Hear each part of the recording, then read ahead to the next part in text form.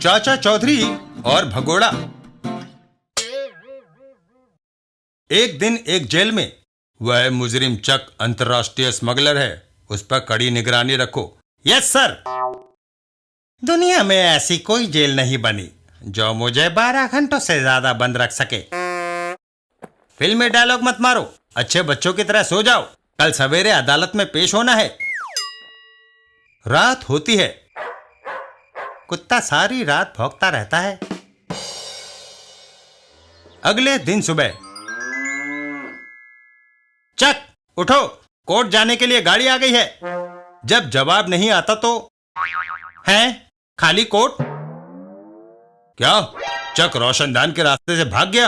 अगर मीडिया वालों को पता चल गया तो पुलिस की बदनामी होगी। चाचा चौधरी, इंस्पेक्टर मारान, आज तुम अपने ऑफिस से बाहर कैसे? चाचा चौधरी, मैं तुमसे मिलने जा रहा था।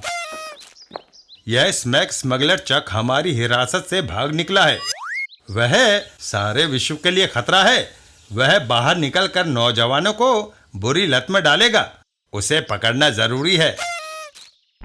हवालात के पीछे की दीवार उसके पैरों के निशान बताते हैं कि वह समुद्र की तरफ गया है।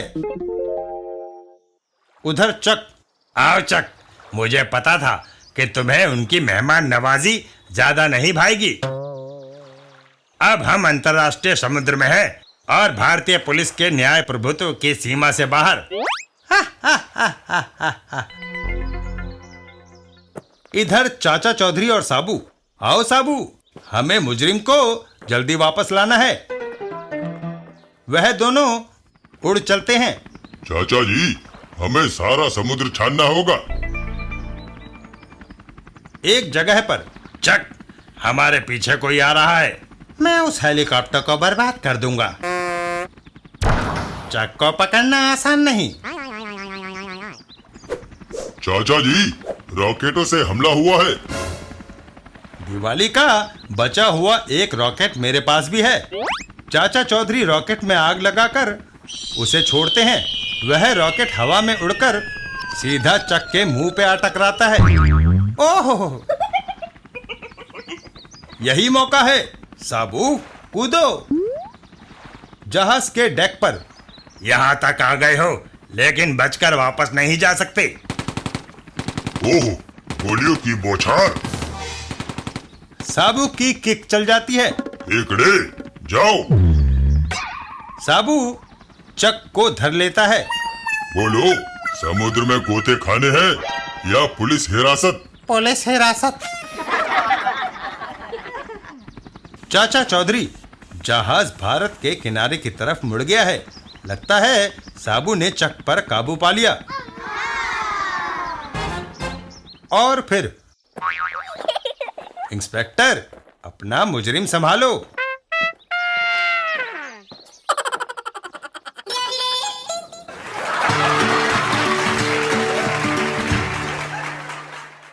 चाचा चौधरी और तरबूजों का व्यापार।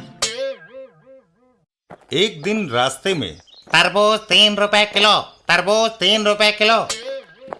अरे तरबूजी राम, इतने महंगे तरबूज? मेरे तरबूज महंगे इसलिए हैं क्योंकि ये शहर में सबसे ज्यादा मीठे हैं।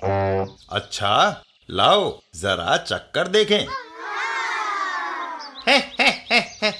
अगर मैं सबको यूं ही तरबूज चखाने लग गया तो यहाँ मुफ्तखोरों की भीड़ लग जाएगी और सारे तरबूज चखने चखाने में ही खत्म हो जाएंगे। तरबूजी राम छुरी से एक तरबूज को काटने लगता है। हाँ, एक तरकीब है। तरबूज मैं खाता हूँ और तुम्हें बता दूंगा कि ये मीठा है या फीका। तरबूजी राम तरबूज को खाता है। वाह वाह, मिश्री है मिश्री। और छिलके को सड़क पर फेंक देता है। मजा आ गया। अरे तरबूजी राम, तुमने तरबूज खाकर छिलके सड़क पर फेंक दिए। अगर कोई फिसल कर गिर गया तो? अरे कोई गिरता है तो गिरने दो, अपना क्या जाता है। चाचा चौधरी वहां से चल देते हैं। इसके साथ माथा पच्ची करना भैंस के सामने बीन बजाने के बराबर है। तभी उधर से साबू आता दिखाई देता है। साबू, अचानक साबू फिसल जाता है। ओह, साबू फिसल गया। भागो, कहीं दबकर ना मर जाऊं। और साबू तरबूजी राम के तरबूजों के ऊपर गिर पड़ता है। हाय, मेरे सारे तरबूज कुछ ले गए। हाय, मैं बर्बाद हो गया। चाचा जी, तुमने ठीक ही कहा था, सड़क पर छिलके मत फेंको। साबू, अब ये तरबूज बिकेंगे तो है नहीं, क्यों ना मैं ही इनसे अपना पेट भर लूं।